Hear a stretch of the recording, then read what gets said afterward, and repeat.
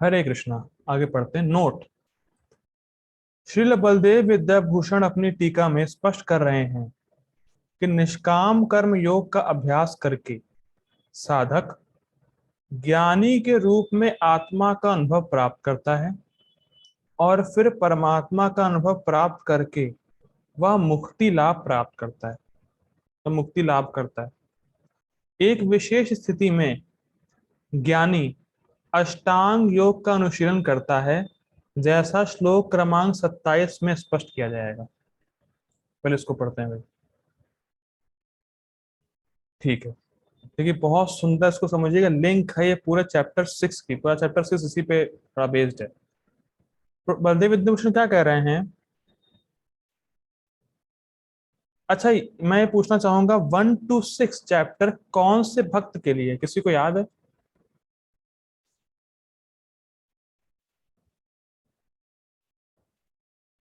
तो जी निष्काम योग, मतलब जो निष्काम कर्म करेगा या जो वर्ण आश्रम को फॉलो करने वाला है। उसका नाम क्या है भक्त का? क्या प्रभु जी? उस भक्त की कैटेगरी क्या है?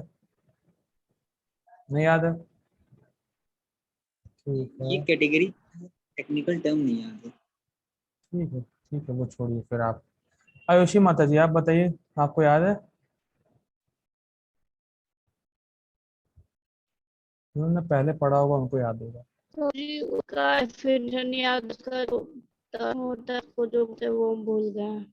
ओके, ठीक है यार, मैंने पहले भी कहा था लिख लीजिए। ठीक है, आप लोग लिख लीजिएगा इसको भी। 1 to 6 सनिष्ठ भक्तों के लिए। कि सनिष्ठ मतलब जिसकी श्रद्धा वर्णाश्रम में है और जो सीधे भक्ति नहीं स्वीकार करता।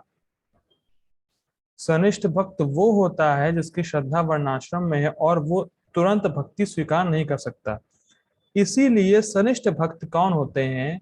जो पहले कर्मयोग करते हैं या निष्काम भाव से भगवान की सेवा करते हैं, कर्म अपने भगवान को देते हैं। ठीक। फिर ज्ञान योग करते हैं। ठीक। और ज्ञान योग में वो ज्ञानी के रूप में आत्मा का अनुभव करते हैं, फिर परमात्मा का अनुभव प्राप्त करते हैं। अब ध्यान दीजिएगा।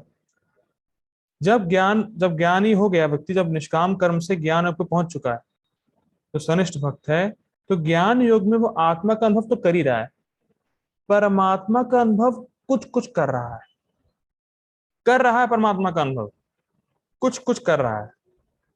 और अब उसको अधिक अनुभव करने के लिए, अगर भगवान का परमात्मा का उसको अधिक अनुभव करना है, तब वो अष्टांग योग करता है। तब वो अष्टांग योग का सहारा लेगा।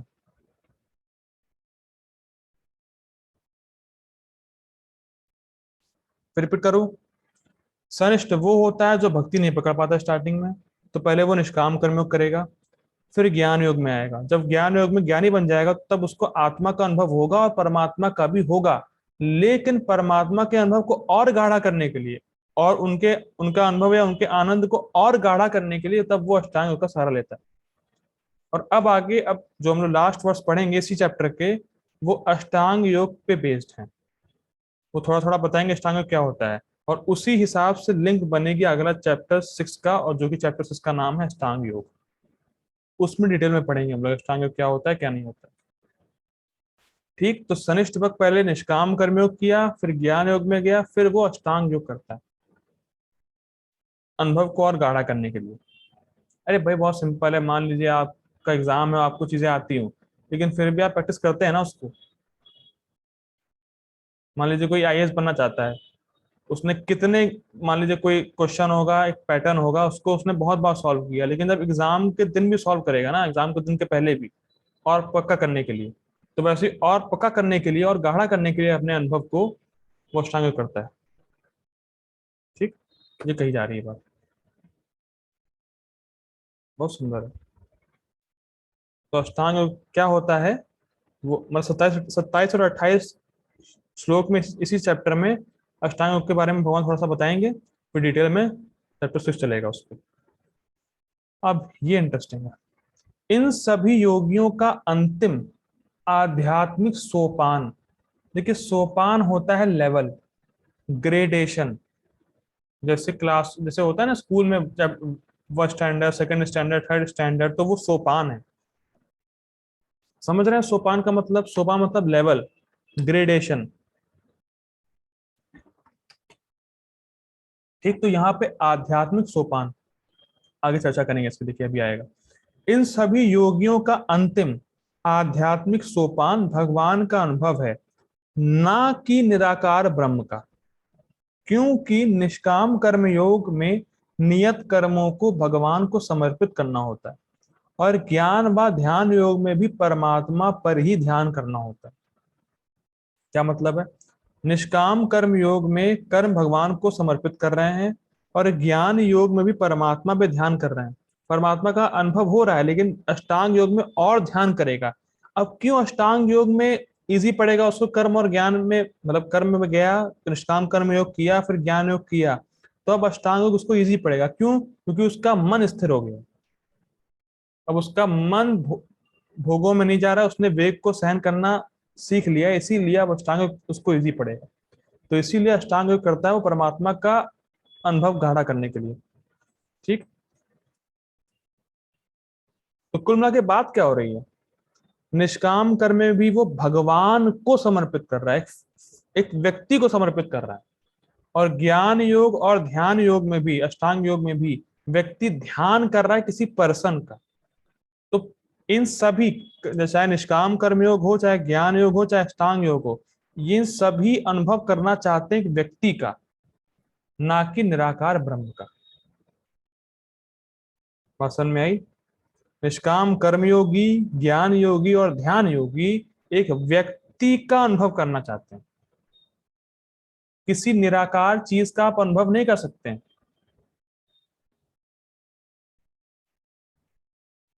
फिर रिपीट कर रहा हूं, किसी निराकार चीज को आप कैसे अनुभव करेंगे? ठीक, तो कैसे देखेंगे उसको? जब देखेंगे तब तो अनुभव होगा। ठीक, और निराकार चीज को तो आप सुन भी नहीं सकते, वो तो आपको छू भी नहीं सकती। जैसे हवा है, हवा का फॉर्म नहीं, मतलब हवा मतलब ठीक है आप उसको देख नहीं सकते, लेकिन वो कम से कम छूते, छूती तो है आपको, स्पर्श तो करती, कुछ इंद्रियों से होता तो है संपर्क। लेकिन निराकार वस्तु का संपर्क क्या करेंगे आप? तो इसीलिए वहां नहीं जा रहे। मोटा मोटा बस समझने वाली बात यह है कि चाहे कोई भी योगी हो, उसका उसको उसका जो लक्ष्य है, आध्यात्मिक जो सोपान है, वो किसी व्यक्ति का अनुभव करना है, और वो व्यक्ति है भगवान, है परमात्मा। निर्विशेष ब्रह्म, निराकार ब्रह्म नहीं है। ठीक, अब जो बातें आने वाली थोड़ी टेक्निकल हैं और थोड़ी सी गंभीर हैं, कि शायद ना समझ में आए क्योंकि थोड़ी सी हाई लेवल है, लेकिन लिखा है तो समझने का प्रयास करते हैं, बाकी हम डिटेल में आगे पढ़ेंगे गीता में। जो सनिष्ठ भक्त है, जो जिस भक्त ने निष्काम कर्म योग किया, ज्ञान योग किया, अष्टांग योग किया, अब कह रहे हैं ऐसे योगी को, कौन सा योगी? जिसने निष्काम कर्म, ज्ञान योग, फिर अष्टांग योग किया, ऐसे योगी को सालोक्य प्राप्त होता है, और वह भगवान के ऐश्वर्य का अनुभव करता है। परंतु दास रस से प्रारंभ होने वाले रस इत्यादि ऐसे भक्त में प्रमुख रूप में प्रकट नहीं होते। यह सनिष्ठ भक्त का पथ है, जिसे छठे ठीक है, पहले यहां तक पढ़ते हैं। देखिए 1 to 6 चैप्टर सनिष्ठ भक्तों के बारे में उन्होंने बता दिया। अब जो शुद्ध भक्त हैं, शुद्ध भक्त में दो कैटेगरी है। भगवान 7 से 12 में शुद्ध भक्ति बताएंगे। तो शुद्ध भक्त की दो कैटेगरी है, एक होता है निरपेक्ष भक्त, एक होता है परिनिष्ठ भक्त। ये टेक्निकल टर्म याद कर लीजिए, चाहे लिख लीजिए चाहे तो। सनिष्ठ भक्त 1 to 6 में बात होगी, 7 से 12 में निरपेक्ष भक्त और परिनिष्ठ भक्त की बात होगी, जो कि शुद्ध भक्त होते हैं। ठीक, जो परिनिष्ठ भक्त है वो वर्णाश्रम वगैरह तो करता रहता है, लेकिन क्यों? क्योंकि समाज को दिखाने के लिए, समाज में आदर्श स्थापित करने के लिए वो व्यक्ति करता रहता है, लेकिन उसका साधन, उसका जो मेन जो प्रोसेस है वो भक्ति है। निष्काम कर्म, ज्ञान योग, अष्टांग वगैरह कोई चक्कर नहीं है उसका, उसका डायरेक्ट भक्ति ही है साधन। लेकिन वर्ण आश्रम वगैरह भी करता रहता है समाज में आदर्श प्रस्तुत करने के लिए। ठीक, तो वो होते हैं परिनिष्ठ भक्त। और निरपेक्ष भक्त मतलब उनको किसी से अपेक्षा है ही नहीं, वो वर्णाश्रम वगैरह कुछ भी नहीं करेंगे, सिर्फ भक्ति ही करते रहेंगे, सिर्फ भक्ति में ही लगे रहते हैं, वर्णाश्रम वगैरह कुछ नहीं करते। ठीक, ये होते हैं दो शुद्ध भक्त। और सनिष्ठ भक्त ने पहले निष्काम किया, फिर ज्ञान किया, फिर अष्टांग करेगा या कर रहा है। अब सनिष्ठ भक्त भी जब निष्काम करके ज्ञान करके अष्टांग कर लेगा तब वो भी भक्ति के स्तर पर आएगा, क्योंकि अल्टीमेटली भक्ति पे आपको आना है। लेकिन सनिष्ठ ने स्टार्टिंग में भक्ति पकड़ी नहीं, तो वो ऐसे भक्ति में आएगा। भाई मान लीजिए मैं कहूँ आपको थर्ड फ्लोर जाना है, तो कोई लिफ्ट पकड़ ले, कोई स्टेयर से आए। जब स्टेयर से आएगा तो फर्स्ट फ्लोर भी पड़ेगा, सेकंड फ्लोर भी पड़ेगा, तब थर्ड फ्लोर आएगा। लेकिन एलिवेटर है तो आपको कहीं फर्स्ट फ्लोर सेकंड फ्लोर अगर आया भी तो आप उसको पार कर गए, कोई मतलब ही नहीं उससे। ठीक, बात समझ में आ रही है? तो इसीलिए जो सनिष्ठ भक्त भी है वो भी भक्ति के स्तर पर आता है या आएगा। लेकिन जब वो भक्ति के स्तर पर पहुंचेगा तो उसकी भक्ति इतनी परिपक्व नहीं होगी जितनी कि उसकी होगी जिसने स्टार्टिंग से ही भक्ति को पकड़ लिया है। ये बहुत इंटरेस्टिंग है। मैं फिर रिपीट कर रहा हूं, जो व्यक्ति जो सनिष्ठ भक्त है जब वो भक्ति के स्तर पर आएगा, भक्ति योग करेगा, तो उसकी भक्ति इतनी फ्रक्टिफाई नहीं होगी जितनी जो अनन्य भक्त है, जो शुद्ध भक्त है, जिसने भक्ति का मार्ग पकड़ा है। तो इसीलिए कह रहे हैं कि सनिष्ठ भक्त को सालोक तो प्राप्त हो जाएगा। सालोक, सालोक एक मुक्ति होती है जिसमें भगवान के आप लोक जाते हैं। भगवान का जो लोक कह सकते हैं, क्या कहेंगे उसको, घर, भगवान का जो वैकुंठ है वहां तो पहुंच जाएगा वो, उसको बोलते हैं सालोक। जहां भगवान है उसी लोक में आप भी, सनिष्ठ को सालोक मुक्ति प्राप्त हो जाएगी। लेकिन सनिष्ठ को, मतलब सनिष्ठ का भगवान से इतना क्लोज रिलेशन नहीं हो पाएगा, भगवान से उसकी आत्मीयता नहीं होगी कि भगवान तो मेरे दोस्त हैं यार, भगवान आप तो मेरे यार हैं, आप तो मेरे मास्टर हैं, मतलब स्वामी हैं। इस प्रकार का कुछ आत्मीयता नहीं होगी। एक रहेगा कि हाँ अरे ये तो भगवान है, परमेश्वर भगवान है, बस ये वाली फीलिंग रहेगी। मैं फिर रिपीट कर रहा हूं, आत्मीयता नहीं रहेगी। बात समझ में आती है? जैसे फॉर एग्जाम्पल एक प्रिंसिपल है स्कूल का, तो स्कूल के प्रिंसिपल से आपकी आत्मीयता थोड़ी ना है। हाँ भाई, हाँ ये प्रिंसिपल है, ये प्रिंसिपल है जी, प्रिंसिपल प्रिंसिपल बस। ना आप उसके साथ खाना पीना खाते हैं, ना कुछ कुछ करते हैं, ना ज्यादा बातचीत होती है। हाँ बस इतना पता है कि भाई प्रिंसिपल है और इसका स्कूल है, इसके स्कूल में हम पढ़ने आए। सेम एज इट इज सनिष्ठ का होता है। भगवान परम ऐश्वर्यशाली है, भगवान का ये लोक है, मैं इसमें रह रहा हूँ। ठीक, तो इतनी आत्मीयता नहीं होती। लेकिन जिसने भक्ति पहले से पकड़ रखी है, जो भक्ति के मार्ग में है, तो उनको उनमें दास से साख्य वात्सल माधुर रस ये सब प्रकट होते हैं। लेकिन जो सनिष्ठ है उसमें प्रमुख रूप से प्रकट नहीं होते। मतलब ये नहीं कह सकता कि भगवान मेरे स्वामी, मैं उनका दास हूँ, भगवान तो मेरे यार हैं, भगवान तो मेरे बेटे हैं, भगवान तो मेरे प्रेमी हैं। ये सब भाव उसमें नहीं आएगा।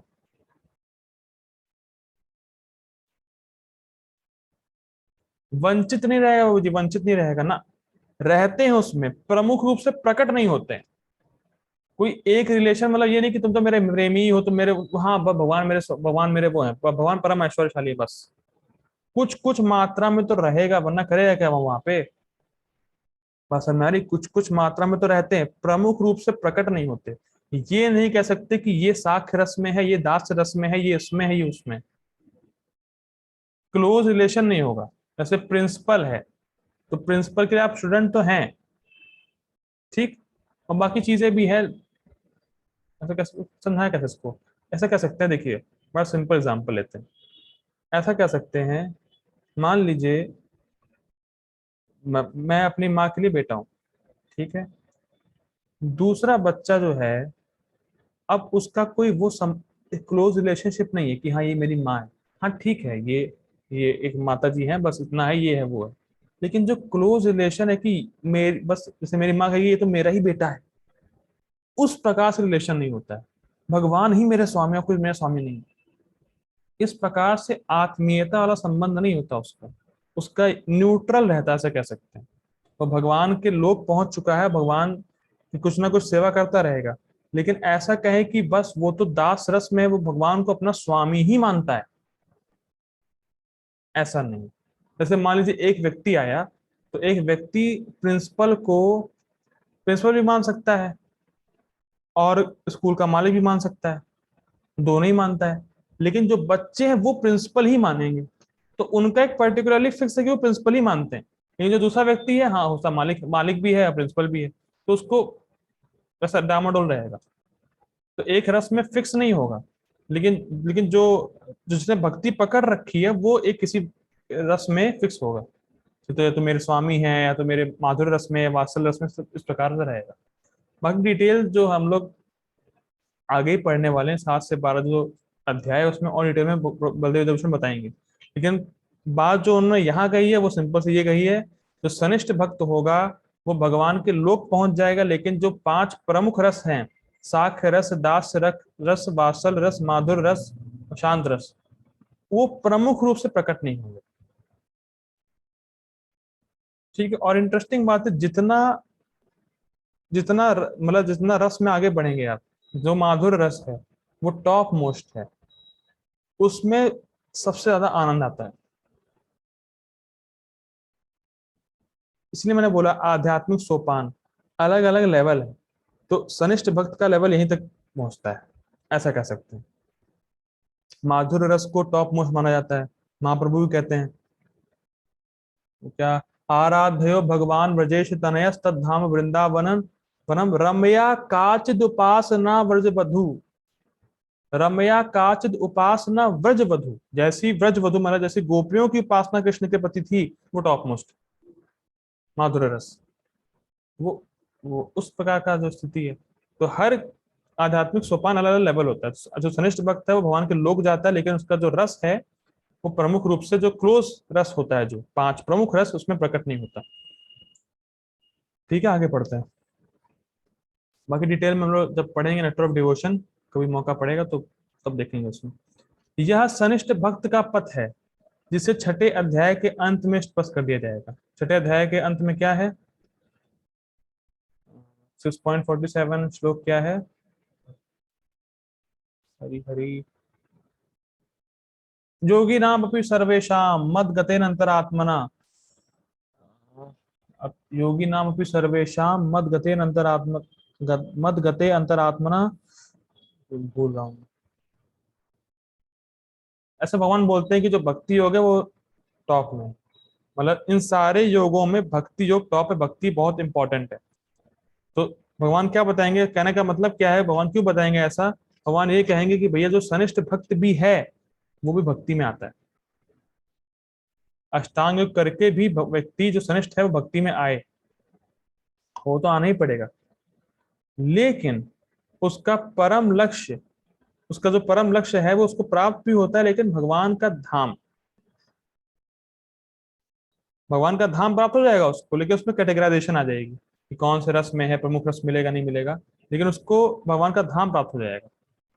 तो अल्टीमेटली जब वो व्यक्ति भक्ति में आएगा तब उसको सालोक की प्राप्ति हो जाएगी। सालोक मतलब भगवान के लोग पहुंच जाएगा।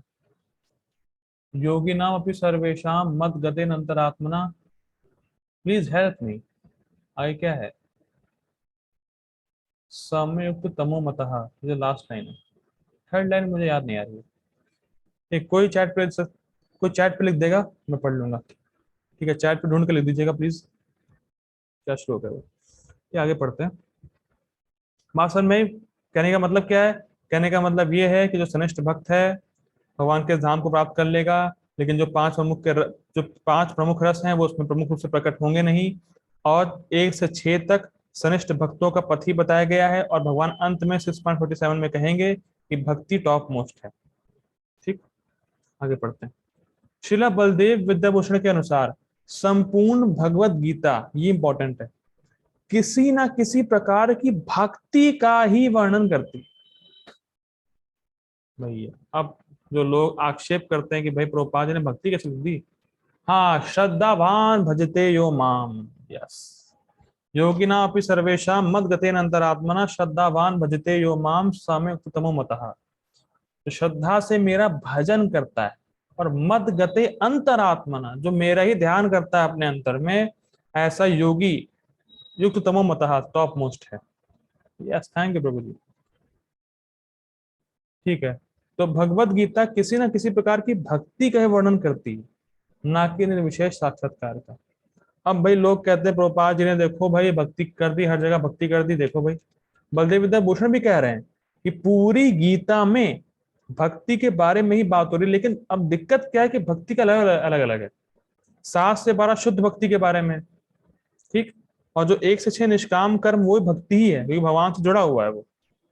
तो हर जगह भक्ति के ही बारे में है, लेकिन उसका जो ग्रेडेशन है कि शुद्ध भक्ति अलग है, निष्काम कर्मयोग भी भक्ति है वो अलग है, तो उसका अलग अलग है, लेकिन भक्ति ही है। क्यों भक्ति है? क्योंकि उसमें भगवान और भक्त के संबंध के बीच में बात है। फिर रिपीट कर रहा हूं, भक्ति क्यों है?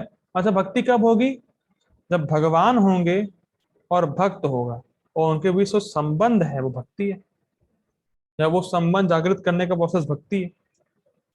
तो इसीलिए प्रभुपाद जी बहुत सिंपल एग्जांपल देते हैं इसमें कहते हैं प्रभुपाद जी, भाई मान लीजिए कोई 2 बिजनेसमैन है, तो 2 बिजनेसमैन जब मिलेंगे तो बिजनेस के बारे में ही बात होगी, या 2 शेयर मार्केट के लोग मिलेंगे तो शेयर के बारे में ही बात होगी, डॉक्टर मिलेंगे दवाई के बारे में ही बात होगी। तो वैसे ही जब गीता में भगवान और उनका भक्त मिला तो भक्ति के बारे में ही बात होगी। आप समझ में आ रही है? गीता में भक्ति के अलावा भाई कुछ नहीं है। जो कहता है गीता में, मान लीजिए कोई गीता पढ़ा और कहने लगा निर्विशेष ब्रह्म ने बोली है, ब्रह्म निराकार फलाना धमाका ये वो, उसको आप उसके मुंह पे रास्कल बोलिए और उसको लात मार के बाहर निकाल दीजिए। Open challenge. जो कह रहा है भाई गीता ब्रह्म ने बोली है, कृष्ण के अंदर कुछ शिव बाबा घुसाए थे फलाना धमाका ये वो, उसके मुंह पे बोलिए तुम रास्कल हो, तुम गधे हो, और उसको लात मार के बाहर निकालिए। गीता में भक्ति ही है, क्योंकि भगवान और भक्त के बीच का संबंध, भगवान और भक्त के बीच वार्तालाप है, तो भक्ति ही है और कुछ नहीं हो सकता। जब बिजनेसमैन मिलते हैं तो बिजनेस के बारे में बात होती है, तो वैसे जब भगवान और उनके भक्त के बीच वार्तालाप है तो भक्ति ही है और कुछ नहीं। आपने सुना है ऐसे लोगों को बोलते हुए, तो आप उनके मुंह पर आजकल बोल दीजिए, कोई दिक्कत नहीं है। ओपन चैलेंज है। ठीक है, तो हम लोग अब यही रुकते हैं, टाइम बहुत हो गया है। हरे कृष्णा। इसका पर्पट छोटा सा है, तो हम लोग कल इसका पर्पट ले लेंगे और फिर हम लोग आगे श्लोक कंटिन्यू करेंगे। हरे कृष्णा। जगत गुरु श्रील प्रभुपाद की जय। श्रीमद् भगवद गीता की जय। हरे कृष्ण।